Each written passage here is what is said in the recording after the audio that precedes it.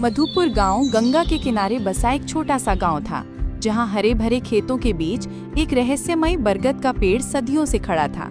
उसकी विशाल जड़ें किसी प्राचीन सर्प की तरह जमीन में गहराई तक फैली हुई थीं, और उसकी मोटी घुमावदार शाखाएं आसमान को छू रही थीं, जैसे वे ब्रह्मांड के अनगिनत रहस्यों को अपने भीतर समेटे हुए हों। गांव वाले इसे रहस्य का पेड़ कहते थे, और इसके नाम के पीछे सिर्फ कहानियां नहीं, बल्कि सदियों पुराने डर और अनसुलझे रहस्य छिपे थे। हर रात सूर्यास्त के बाद उस पेड़ के पास से अजीब और डरावनी आवाजें सुनाई देती थीं। कभी बच्चों की डरावनी खिलखिलाहट जो अचानक शांत हो जाती, कभी किसी बूढ़े की कराह जो हवा में घुल जाती, तो कभी पत्तों की सरसराहट के बीच किसी अदृश्य फुसफुसाहट का भ्रम, जैसे कोई प्राचीन आत्मा फुसफुसा रही हो।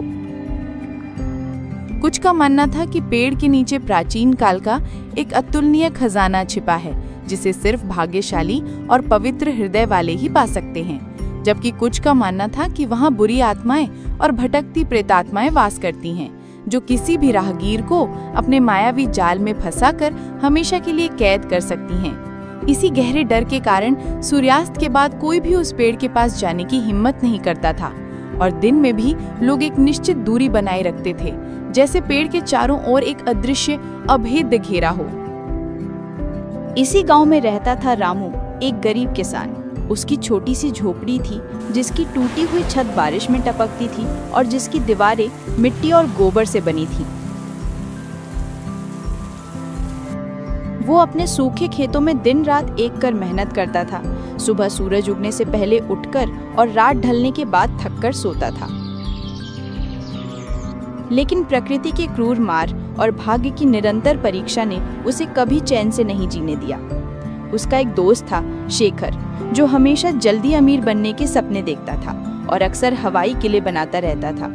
उसकी बातों में अक्सर लालच की चमक और जल्दबाजी की धुन होती थी। वो हमेशा आसान रास्तों की तलाश में रहता था, भले ही उसके लिए दूसरों को नुकसान पहुंचाना पड़े। गांव में सूरज, एक लालची और क्रूर व्यापारी जिसका सूदखोरी का धंधा पूरे गांव में फैला था, भी रहता था। सूरज किसी भी कीमत पर लोगों की जमीनें हथियाने और उन्हें अपने अधीन रखने को तैयार रहता था। और फिर थी कलावती, एक बुजुर्ग रहस्यमयी महिला जो गांव के बाहर एक टूटे फूटे घर में रहती थी। उसके बारे में कहा जाता था कि उसे जड़ी बूटियों और प्राचीन विद्या का गहरा ज्ञान था, और कुछ लोग उसे डायन भी कहते थे, जबकि कुछ उसे गांव की पुरानी कहानियों का जीवित संग्रह मानते थे। कलावती का घर गांव के बाहरी छोर पर था, जहां जंगली झाड़ियां और सन्नाटा पसरा रहता था। लोग उससे डरते भी थे, उसकी रहस्यमयी शक्तियों और उसकी अजीबोगरीब हरकतों के कारण, और जरूरत पड़ने पर उसके पास जाते भी थे अपनी समस्याओं का हल ढूंढने या भविष्य जानने के लिए। रामू की जिंदगी मुश्किलों से भरी थी। लगातार 2 साल से सूखे की चपेट में उसके खेत बंजर हो रहे थे। जमीन सूखकर दरारें पड़ने लगी थीं, और वो सूरज का बड़ा कर्ज चुकाने में असमर्थ था। सूरज का कर्ज बढ़ता जा रहा था, और उसकी आंखों में रामू की जमीन हथियाने की चमक साफ दिख रही थी, जैसे वो एक भूखा भेड़िया हो जो अपने शिकार का इंतजार कर रहा हो। एक सुबह जब रामू अपने खेत में निराश बैठा था, सूरज अपने कुछ लठैतों के साथ वहां आया।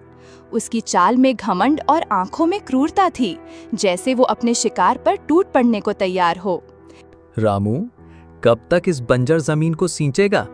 देख रहा हूं तेरी मेहनत भी अब पानी मांग रही है, और तेरे हाथ की लकीरें भी सूख गई हैं।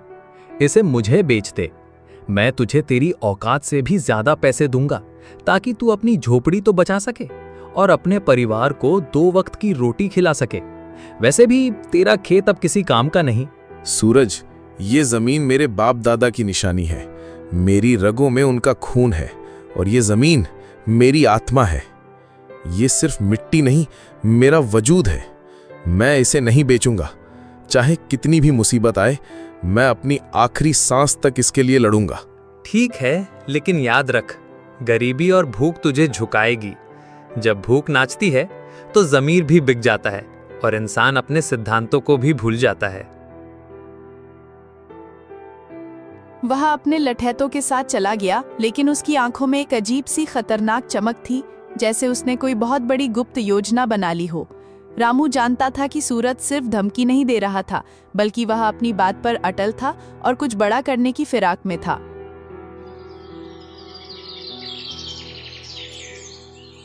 उसी शाम रामू अपने दोस्त शेखर से मिलने गया। शेखर हमेशा जल्दी अमीर बनने की नई नई योजनाएं बनाता रहता था, चाहे वो गांव में चोरी छिपे जुए का अड्डा हो या जंगल से दुर्लभ जड़ी बूटियां निकालने की बात। उसकी हर बात में एक छिपी हुई स्वार्थ की गंध होती थी और वो हमेशा दूसरों का फायदा उठाने के मौके तलाशता रहता था। रामू, सुना है ना, रहस्य के पेड़ के नीचे एक पुराना खजाना छिपा है। गांव वाले सदियों से यही कहते आए हैं और मुझे लगता है कि इस बार ये सच है। मुझे एक पुराना नक्शा मिला है जिस पर कुछ अजीब प्रतीक बने हैं। अगर हम उसे ढूंढ लें तो सारी गरीबी खत्म, हम राजाओं की तरह रहेंगे। तू अपने खेत को सोने से पाट सकेगा और मैं एक बड़ा महल बनाऊंगा जिसे देखकर दुनिया हैरान रह जाएगी। शेखर, ये सब गांव वालों की बनाई कहानियां हैं, सिर्फ डरने के लिए। कौन सा खजाना? और उस पेड़ के पास तो भूत प्रेत का डर है। तूने खुद कितनी कहानियां सुनी हैं? उस पेड़ के बारे में हर कहानी खून और शाप की बात करती है। डरने की क्या बात, अंधविश्वास है सब। डरपोक लोग ही कहानियां गढ़ती हैं। हम दोनों मिलकर जांच करेंगे, पूरी रात वहीं रुकेंगे। अगर खजाना मिला तो आधा आधा बांट लेंगे, दोस्ती में कोई कमी नहीं। शेखर की बातों में रामू को हमेशा से थोड़ी चालाकी दिखती थी, लेकिन इस बार उसकी उत्सुकता कुछ ज्यादा ही थी। उसकी आवाज में एक अजीब सी जल्दबाजी थी, जैसे वो कोई मौका हाथ से जाने नहीं देना चाहता था। रामू ने शेखर की बात को मजाक में डाल दिया, लेकिन उसके मन में एक सवाल कौंध गया। क्या वाकई उस पेड़ में कोई रहस्य था और शेखर की इतनी उत्सुकता के पीछे सिर्फ दोस्ती थी या कुछ और? क्या उसने सूरज की योजना के बारे में कुछ सुन लिया था या उसके पास वाकई कोई नक्शा था? शेखर के पास कौन सा नक्शा था? क्या वो वाकई रामू का दोस्त था या उसकी अपनी कोई छिपी मंशा थी जिसे वो दोस्ती की आड़ में पूरा करना चाहता था? सूरज की चाल क्या थी? क्या वो सिर्फ जमीन चाहता था या खजाने के बारे में भी उसे कुछ पता था? क्या शेखर ने सूरज की बात सुन ली थी और वो पहले खजाना पाना चाहता था? अगले दिन गांव में एक अजीब सी अफवाह फैली। कहा गया कि कलावती, वो बुजुर्ग रहस्यमयी महिला जिसने कई दशकों से गांव से दूरी बना रखी थी, ने रहस्य के पेड़ के बारे में कुछ देखा था। एक सपना, एक दर्शन या शायद कोई प्राचीन भविष्यवाणी जो सदियों से छिपी थी। रामू और शेखर दोनों ही उत्सुकता से भरे उसके घर गए। कलावती का घर गांव के एक कोने में था, जहां सन्नाटा पसरा रहता था और चारों ओर सूखी जड़ी बूटियों की तेज अजीब सी गंध फैली हुई थी। उसके घर की दीवारों पर अजीबोगरीब नक्शे खुदे थे, जिनमें पुराने प्रतीकों और तारों की चाल का जिक्र था, और कोने में ताड़ के पत्ते पर लिखी जीर्ण शीर्ण पोथियां और प्राचीन किताबें बिखरी पड़ी थीं। हर चीज रहस्यमयी और पुरानी लग रही थी, जैसे वो किसी और समय से जुड़ी हो। रामू, शेखर, मैंने सपने में देखा है, उस बरगद के नीचे एक प्राचीन खजाना है जो केवल सच्चे दिल वाला पा सकता है। लेकिन सावधान, उस पेड़ की रक्षा एक बहुत पुरानी शक्तिशाली अदृश्य शक्ति करती है। वो शक्ति हर उस व्यक्ति पर कहर ढाती है जिसकी नीयत में खोट हो, जो लालच से भरा हो। उसके लिए पेड़ एक भयानक जाल बन जाता है जहां से कोई वापस नहीं लौटता। कलावती माँ, हमें वो खजाना चाहिए। बताओ क्या करना होगा? हम कुछ भी करेंगे। मैं अपनी जान भी दांव पर लगाने को तैयार हूँ। मुझे वो नक्शा मिला है, क्या वो सच है? कलावती ने एक पुरानी जीर्ण शीर्ण किताब निकाली जिसके पन्ने पीले पड़ चुके थे और उन पर अजीब सी भाषा में कुछ लिखा था जिसे कोई नहीं पढ़ सकता था। इस किताब में लिखा है कि खजाने को पाने के लिए 3 चीजें चाहिए: साहस, विश्वास और बलिदान। लेकिन रास्ता धोखे और मायाजाल से भरा है। हर कदम पर परीक्षा होगी, हर मोड़ पर जाल बिछे होंगे जो तुम्हारी आत्मा को परखेंगे। उसने एक पन्ना दिखाया जिस पर एक जटिल प्रतीक बना हुआ था, जो शेखर के नक्शे पर बने प्रतीक जैसा ही था। ये प्रतीक हमें सही रास्ता दिखाएगा, लेकिन इसे समझना आसान नहीं। ये सिर्फ उन्हीं के लिए है जो इसे समझने के योग्य हैं। जो इस प्रतीक को समझेगा वही पहला कदम उठा पाएगा। उसने फिर वो पन्ना छिपा लिया। रामू को कलावती की बातों पर पूरी तरह यकीन नहीं हुआ। उसे लगा कि कलावती कोई खेल खेल रही है या उसे भ्रमित कर रही है। उसने पूछा, कलावती माँ, तुम्हें ये सब कैसे पता? क्या तुम हमें बेवकूफ बना रही हो या तुम हमें अपने किसी जाल में फंसाना चाहती हो? ये सिर्फ कहानियां हैं या कुछ और? रामू, सच्चाई को जानने के लिए साहस चाहिए और मुझ पर विश्वास करने के लिए भी। अगर तुम तैयार हो और तुम्हारी नीयत साफ है तो आज रात हम पेड़ के पास जाएंगे। वहां तुम्हें पहला संकेत मिलेगा, एक ऐसा संकेत जो तुम्हें बताएगा कि तुम सही रास्ते पर हो या नहीं, और तुम्हारे सामने पहली पहेली आएगी।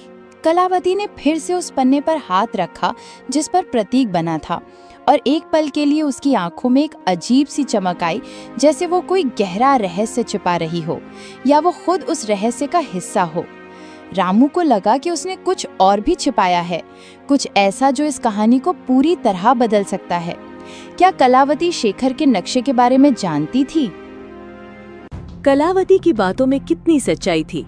क्या वो वाकई खजाना ढूंढने में मदद करना चाहती थी या उसका कोई और मकसद था? क्या वो कोई रहस्य छिपा रही थी, और अगर हाँ तो क्यों? क्या वो इस खजाने के बारे में पहले से जानती थी या वो इस पेड़ से जुड़ी किसी प्राचीन परंपरा का हिस्सा थी? शेखर का नक्शा कितना सही था? रामू, शेखर और कलावती ने रात को पेड़ के पास जाने की योजना बनाई। सूरज को इसकी भनक लग गई क्योंकि उसके जासूस पूरे गांव में फैले हुए थे जो उसे हर छोटी बड़ी खबर देते थे। वह चुपके से उनके पीछे चल दिया। उसकी नीयत खजाने पर थी और वह किसी भी कीमत पर उसे हासिल करना चाहता था, भले ही उसे किसी की जान लेनी पड़े। रात के अंधेरे में बरगद का पेड़ पहले से कहीं ज्यादा डरावना लग रहा था। उसकी विशाल जड़ें सांपों की तरह जमीन पर फैली हुई थीं, जो अंधेरे में और भी भयानक दिख रही थीं, और उसकी मोटी शाखाएं आसमान को छू रही थीं, जैसे वे डरावने हाथ हों जो उन्हें अपनी ओर खींच रहे हों या उन्हें फाड़ने को तैयार हों। हवा में साई साई की एक अजीब सी आवाज़ थी, जैसे पेड़ खुद कोई रहस्य फुसफुसा रहा हो या किसी अदृश्य आत्मा की कराह हो, और पेड़ की शाखाएं मानो जीवित होकर हिल रही थीं, जैसे वे उन्हें अंदर आने से रोकना चाहती हों या उन्हें चेतावनी दे रही हों। रामू का दिल जोर जोर से धड़क रहा था। उसे अपनी माँ की सुनाई डरावनी कहानियां याद आ रही थीं, जिनमें पेड़ आत्माओं का घर था और उसकी जड़ें नरक का रास्ता। शेखर, ये जगह ठीक नहीं लग रही। मुझे कुछ अजीब सा महसूस हो रहा है। हमें वापस चलना चाहिए। ये सब मजाक नहीं है। यहाँ कुछ अदृश्य शक्ति है जो हमें अंदर नहीं जाने देगी। अरे अब पीछे नहीं हटना, खजाना हमारे सामने है। सोचा था कि तू बहादुर है रामू, क्या तू इन कहानियों से डर गया? ये सिर्फ हवा की आवाजें हैं। चुप रहो दोनों, हमें किताब के निर्देशों का पालन करना होगा। डरोगे तो खजाना कभी नहीं मिलेगा। ध्यान से देखो, पेड़ तुम्हें बुला रहा है। ये तुम्हें रास्ता दिखाएगा, लेकिन तुम्हें अपनी आत्मा को शुद्ध रखना होगा।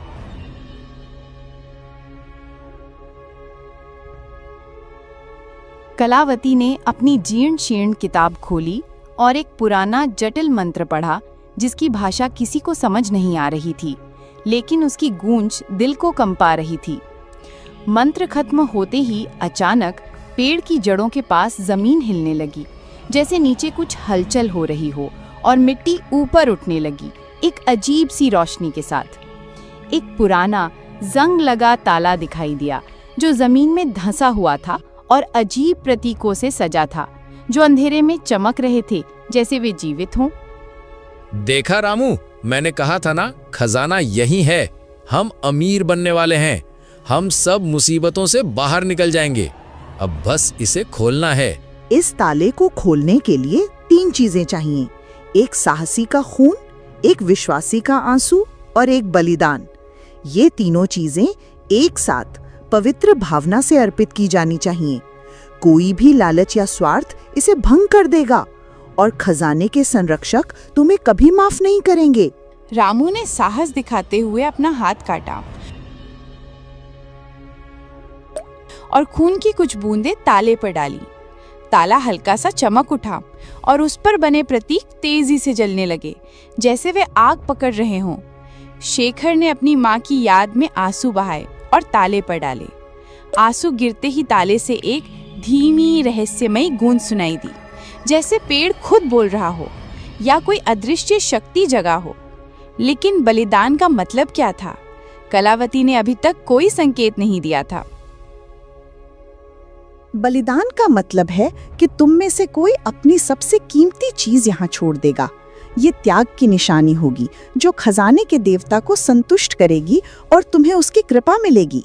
यह सिर्फ एक वस्तु नहीं, तुम्हारी आत्मा का अंश होगा। रामू ने अपनी माँ की दी हुई एक पुरानी चांदी की अंगूठी निकाली जो उसके लिए सबसे कीमती थी, उसकी माँ की आखिरी याद, और उसने कभी उसे खुद से दूर नहीं किया था। उसने आंखें बंद करके उसे ताले के पास रख दिया। उसके चेहरे पर दर्द और दृढ़ता थी। शेखर ने अपनी जेब से एक पुराना चमचमाता सिक्का निकाला जो उसके दादाजी का था। वो उसे देने में हिचकिचा रहा था, उसके हाथ कांप रहे थे। उसके चेहरे पर लालच साफ दिख रहा था, लेकिन खजाने की भूख ने उसे मजबूर किया। उसने भी उसे रख दिया। लेकिन कलावती ने कुछ नहीं दिया। कलावती माँ, तुमने बलिदान में कुछ क्यों नहीं दिया? तुमने हमें धोखा दिया है। ये कैसा बलिदान है? मेरा बलिदान मेरा समय है जो मैं तुम्हें दे रही हूँ, और मेरा ज्ञान जो मैं तुम्हें इस यात्रा में दे रही हूँ। तुम दोनों ने जो दिया वो तुम्हारे लिए कीमती था, मेरे लिए नहीं। मेरा बलिदान अलग है और तुम इसे अभी नहीं समझोगे। मेरा जीवन ही मेरा बलिदान है। रामू को शक हुआ, लेकिन तभी ताला एक तेज गड़गड़ाहट जैसी आवाज के साथ खुल गया, जैसे सदियों का रहस्य खुल रहा हो, और जमीन भी कांपने लगी। जमीन में एक गहरा अंधेरा गड्ढा दिखाई दिया, जिसमें एक चमकता हुआ पुराना संदूक रखा था। उसकी चमक इतनी तेज थी कि आंखें चौंधिया गईं, और उसमें से एक अजीब सी मीठी सुगंध आ रही थी जो मन को भ्रमित कर सकती थी। कलावती ने बलिदान नहीं दिया, लेकिन ताला खुल गया। क्या उसने मंत्र में कुछ छिपाया था, या उसके ज्ञान का दावा सिर्फ एक बहाना था? क्या वो इन दोनों को सिर्फ मोहरा बना रही थी, या वो इस खजाने से जुड़ी किसी और गुप्त योजना का हिस्सा थी? क्या उसके जीवन का बलिदान ही वो थी, या कोई और गहरा राज था? संदूक में क्या था? क्या ये वाकई खजाना था, या कोई और रहस्य, कोई जाल? क्या सूरज आ रहा था? क्या पेड़ ने कलावती को ये शक्ति दी थी कि वो बलिदान के बिना भी ताला खोल सके? तभी सूरज अचानक झाड़ियों से निकला। उसकी आंखों में लालच और जीत की चमक थी, जैसे उसने अपनी चाल में जीत हासिल कर ली हो। उसके पीछे उसके लठैत भी थे, जो हथियारों से लैस थे। ये खजाना मेरा है। तुम सब बेवकूफ बन गए। मैंने तुम सब पर नजर रखी हुई थी। अब तुम सब यहाँ से निकलो, या तुम सब का अंजाम बहुत बुरा होगा। उसने शेखर को एक जोरदार धक्का दिया, जो संभल नहीं पाया और नीचे गिर पड़ा। उसका सिर जमीन से टकराया और वो दर्द से कराहने लगा। सूरज संदूक की ओर दौड़ा। उसकी सांसें तेज हो रही थीं और उसकी आंखों में सिर्फ धन की चमक थी। वो कुछ भी देखने को तैयार नहीं था, लेकिन जैसे ही उसने संदूक को छुआ, एक तेज नीली रोशनी निकली, जैसे बिजली कड़क रही हो, और सूरज एक भयानक चीख के साथ बेहोश होकर गिर पड़ा। उसका शरीर तेजी से कांपने लगा। उसके लठैत भी डर कर भाग गए। अपनी जान बचाने के लिए उन्होंने अपने हथियार भी वहीं छोड़ दिए।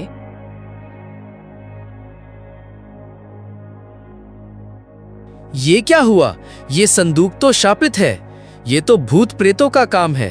हमें यहाँ से भागना चाहिए, नहीं तो हम भी यहीं फंस जाएंगे। मैंने कहा था ना, खजाना केवल सच्चे दिल वाला पा सकता है। सूरज का लालच उसे ले डूबा। ये सिर्फ एक चेतावनी थी जो सच्चे खजाने की ओर इशारा कर रही थी। ये संदूक केवल अयोग्य लोगों को दूर रखता है और उन्हें सबक सिखाता है। रामू ने संदूक को छूने की कोशिश की, लेकिन कलावती ने उसे रोका। रुको रामू, ये संदूक असली खजाना नहीं है। ये सिर्फ एक रक्षक है जो अयोग्य लोगों को दूर रखता है। असली खजाना पेड़ की जड़ों में और भी गहराई में छिपा है। हमें एक और परीक्षा देनी होगी, एक ऐसी परीक्षा जो तुम्हारी आत्मा की गहराई को परख लेगी और तुम्हें अपने सबसे गहरे डर का सामना करना होगा। सूरज ने चुपके से पीछा किया और खजाने पर कब्जा करने की कोशिश की, लेकिन वह खुद धोखे का शिकार हो गया। यह संदूक सिर्फ एक जाल था, एक परीक्षण जो लालचियों को दूर रखता था और उन्हें एक गहरा सबक सिखाता था। असली खजाना क्या था? कलावती को ये सब कैसे पता था? क्या वो पेड़ की रक्षा करने वाली शक्ति का हिस्सा थी या वो खुद कोई गुप्त ज्ञान रखती थी? अगला परीक्षण क्या था और क्या रामू उसे पास कर पाएगा? क्या उस संदूक में कोई और रहस्य छिपा था? कलावती ने अपनी जीर्ण शीर्ण किताब से एक और मंत्र पढ़ा जो पहले वाले से भी ज्यादा जटिल और पुराना था, और उसकी आवाज में एक अजीब सी गूंज थी। मंत्र खत्म होते ही पेड़ की जड़ों से एक छोटा सा चमकीला पौधा निकला जिसके फूल सुनहरे थे और उनसे एक दिव्य मनमोहक सुगंध आ रही थी जो मन को शांत कर रही थी। ये फूल सामान्य फूलों से बिल्कुल अलग थे। वे हवा में तैर रहे थे जैसे वे इस दुनिया के न हों, और उनकी चमक अंधेरे में रास्ता दिखा रही थी जैसे वे स्वयं प्रकाश हों। ये फूल अमर हैं। इन्हें बेचकर तुम अपनी गरीबी खत्म कर सकते हो, लेकिन केवल वही इन्हें ले सकता है जिसका दिल साफ हो और जिसमें कोई लालच ना हो। जो इन्हें लालच से छुएगा वो इन्हें खो देगा और उसे कभी सुख नहीं मिलेगा, बल्कि उसे भयानक परिणाम भुगतने पड़ेंगे। रामू ने एक फूल उठाया और उसे शांति और खुशी महसूस हुई। फूल उसके हाथ में चमकने लगा और उसकी चमक रामू के चेहरे पर एक अजीब सी रोशनी ला रही थी, जैसे वह स्वयं प्रकाशित हो गया हो। शेखर ने भी एक फूल लिया, लेकिन उसका फूल उसके हाथ में आते ही मुरझा गया और फिर धूल में बदल गया। शेखर के चेहरे पर निराशा और क्रोध साफ दिख रहा था और उसकी आंखों में भयानक दर्द था। ये क्या हुआ? मेरा फूल क्यों मुरझा गया? कलावती माँ, तूने मुझसे झूठ कहा है। तू हमें बेवकूफ बना रही है। लालच और धोखा तुम्हें कभी सुख नहीं देगा शेखर। ये फूल केवल उन्हीं के लिए हैं जो निस्वार्थ हैं और जिनकी आत्मा शुद्ध है। तुम्हारी आत्मा में लालच भरा है, इसलिए ये फूल तुम्हें स्वीकार नहीं करते, बल्कि तुम्हें अस्वीकार करते हैं। कलावती माँ, तुम्हें ये सब कैसे पता? और तुमने बलिदान क्यों नहीं दिया? तुम कौन हो? क्या तुम इस पेड़ की रखवाली करती हो? रामू, मैंने तुम्हें रास्ता दिखाया। मेरा बलिदान मेरी सच्चाई थी।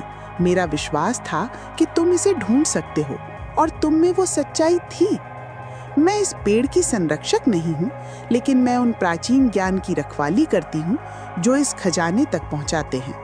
मेरे पूर्वज इस पेड़ और इसके रहस्य के बारे में जानते थे, और उन्होंने ये ज्ञान पीढ़ी दर पीढ़ी सौंपा है। मैं इस ज्ञान की अंतिम कड़ी हूँ।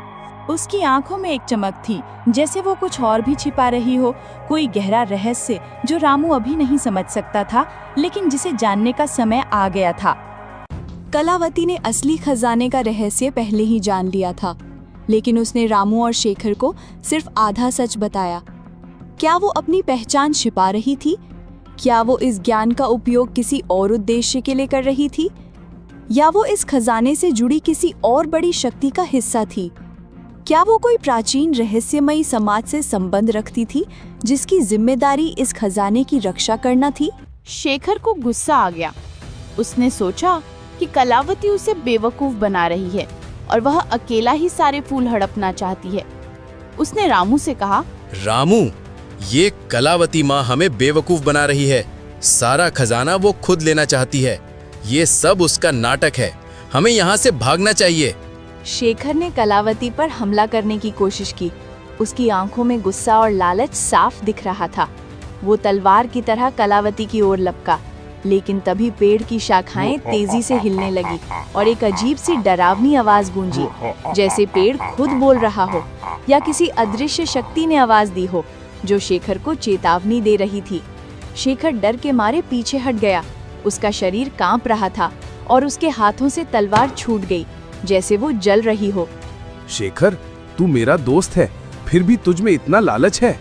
कलावती माँ सही कह रही है। खजाना सच्चाई का है, लालच का नहीं। तूने मेरी दोस्ती का भी अपमान किया है और अब इस पवित्र स्थान को भी अपवित्र कर रहा है। शेखर ने अपनी गलती मानी, लेकिन उसकी आंखों में लालच अभी भी था। एक ऐसी भूख जो मिटने का नाम नहीं ले रही थी, जैसे वो उसके खून में समा गई हो।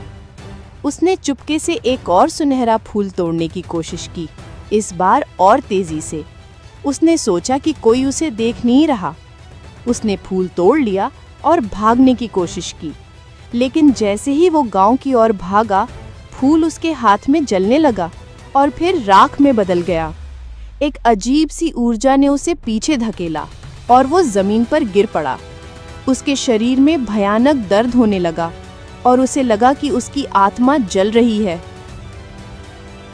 शेखर ने रामू और कलावती को धोखा देने की कोशिश की, लेकिन उसका लालच उसे ले डूबा।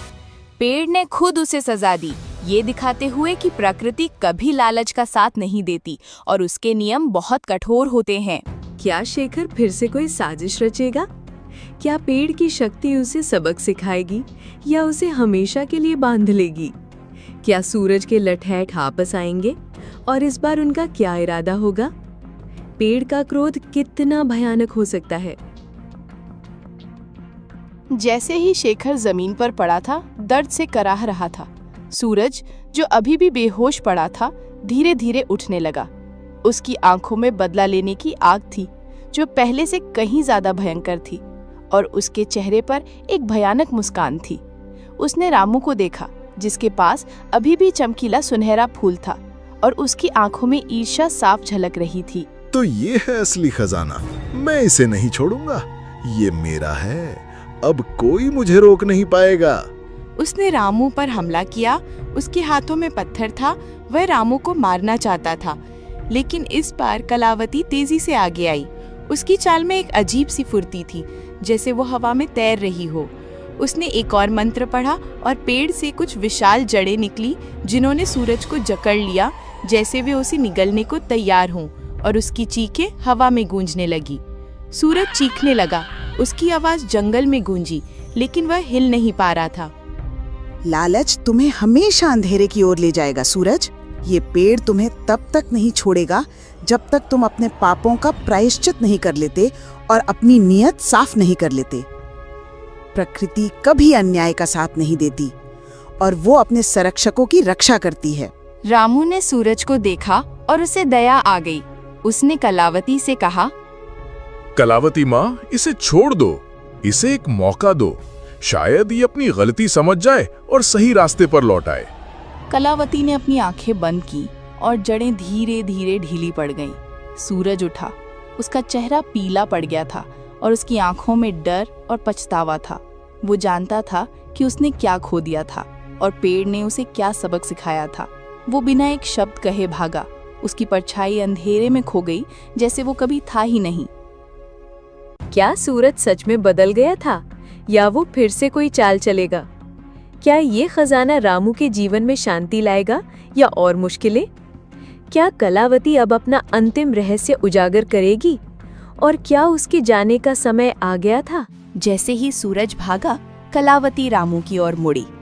उसकी आंखों में अब कोई रहस्य नहीं था, बल्कि एक गहरी शांति और ज्ञान था, जैसे उसने अपना जीवन भर का कर्तव्य पूरा कर लिया हो। उसके चेहरे पर एक अजीब सी चमक थी, जो पहले कभी नहीं दिखी थी। रामू, अब समय आ गया है कि मैं तुम्हें अपना अंतिम रहस्य बताऊं। मैं सिर्फ एक जड़ी बूटी बेचने वाली रहस्यमयी बुजुर्ग महिला नहीं हूं। मैं इस बरगद के पेड़ के प्राचीन संरक्षकों में से एक हूं। मेरे पूर्वज सदियों से इस खजाने और इसकी शक्ति की रक्षा करते आए हैं। ये खजाना सिर्फ भौतिक धन नहीं है, बल्कि ये जीवन का संतुलन है, प्रकृति की शक्ति का प्रतीक। ये सुनहरे फूल सिर्फ धन नहीं देते, बल्कि ये शुद्ध ऊर्जा हैं, जो धरती को उर्वर बनाती हैं और दिलों को शुद्ध करती हैं। ये पेड़ सिर्फ एक पेड़ नहीं, बल्कि प्रकृति की आत्मा है, और इसका खजाना उसकी जीवनदायिनी शक्ति। तो तुम पहले से ये सब जानती थी और तुम यहाँ क्यों रुकी थी? हाँ रामू, मैंने तुम्हें और शेखर को इसलिए लाया क्योंकि मैं जानना चाहती थी कि तुम में से कौन सच्चा है और कौन इस खजाने का हकदार है।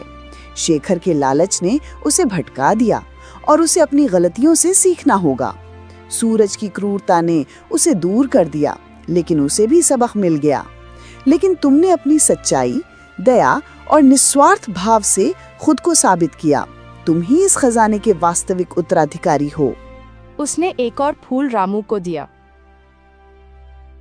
ये फूल अनंत हैं, जब तक इनका उपयोग अच्छे के लिए किया जाएगा। जब तुम इन्हें बेचोगे तो ये तुम्हारी गरीबी दूर करेंगे, लेकिन इनका असली मूल्य तुम्हारी मेहनत और ईमानदारी से बढ़ेगा और ये तुम्हारी आत्मा को और भी शुद्ध करेंगे। कलावती ने अपनी आंखों में एक अजीब सी चमक के साथ कहा, मेरा बलिदान रामू इस खजाने के रहस्य को इतने सालों तक अपने भीतर छिपाए रखना था। मेरी जिम्मेदारी थी कि मैं सही व्यक्ति को ये रास्ता दिखाऊं और इस प्राचीन ज्ञान को आगे बढ़ाऊं। अब मेरी जिम्मेदारी पूरी हुई। इस पेड़ की शक्ति और इसका ज्ञान अब तुम्हारे साथ रहेगा। कलावती का शरीर धीरे धीरे पारदर्शी होने लगा और फिर वो हवा में घुल गई, जैसे वो कभी वहां थी ही नहीं, या जैसे वो किसी और लोक से आई थी और अब अपनी असली घर लौट रही थी। उसकी आवाज रामू के कानों में गूंजती रही। रामू अकेला रह गया। उसके हाथ में सुनहरे फूल थे और उसके मन में एक गहरा रहस्य और एक नई जिम्मेदारी। उसने महसूस किया कि कलावती सिर्फ एक बुजुर्ग महिला नहीं थी, बल्कि वह प्रकृति का ही एक अंश थी, या कोई प्राचीन आत्मा जो इस खजाने की रक्षा कर रही थी।